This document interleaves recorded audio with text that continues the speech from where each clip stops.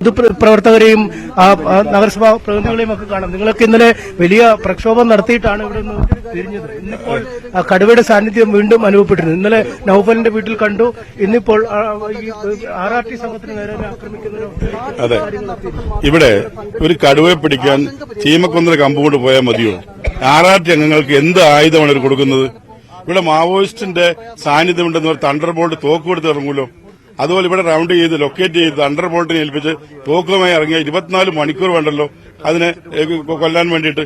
എന്തുകൊണ്ടാണ് ഇത് ഇത്ര നിഷ്ക്രിയമായിട്ട് പെരുമാറുന്നത്? ഇന്നലെ പ്രശ്നങ്ങളുണ്ടായി. ഇന്ന് നമ്മൾ ഒരു പാവപ്പെട്ട മക്കിമലയുള്ള ഞങ്ങളുടെ സഹോദരൻ തന്നെയാണ് കടുവ ചാടി വീണത്.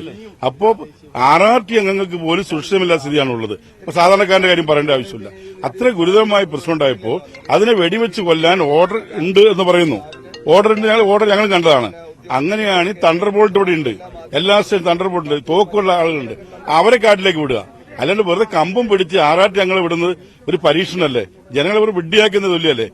ആത്മാർത്ഥത ഉണ്ടെങ്കിൽ സംസ്ഥാന ഗവൺമെന്റ് ചെയ്യേണ്ടത് തണ്ടർ ബോൾട്ടിനെ അടക്കം സേവനം സ്വീകരിച്ചുകൊണ്ട് അവരെയും കൂടി ഉപയോഗിച്ച് ഈ പ്രദേശം ലൊക്കേറ്റ് ചെയ്യുക.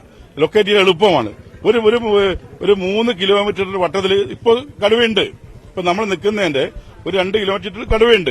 ആ കടുവയെ ലൊക്കേറ്റ് പിടിക്കാൻ സാധിക്കും. എന്തായാലും കടുവയെ വെടിവെച്ച് പിടികൂടുന്നതിനുള്ളൊരു നടപടി ഉണ്ടാവണം. ഈ ആയുധങ്ങളില്ലാതെ RRT സംഘത്തെ കാട്ടിലേക്ക് വിട്ട് അവരുടെ ജീവൻ കൂടി ആപത്തിലാക്കരുത് എന്നാണ് അവർ പറയുന്നത്. മന്ത്രി അടക്കമുള്ളവർ സ്ഥലത്ത് എത്തണമെന്ന ആവശ്യവും നാട്ടുകാർ മുന്നോട്ട് വയ്ക്കുന്നുണ്ട്. രഞ്ജിത്ത്, MS സനീഷ് കുമാറാണ് വിവരങ്ങൾ പങ്കുവെക്കുന്നത്. വലിയ ശ്രമമുണ്ട്, പക്ഷേ ഇപ്പോഴും കടുവ അതിനെ പിടികൂടാനായിട്ടില്ല.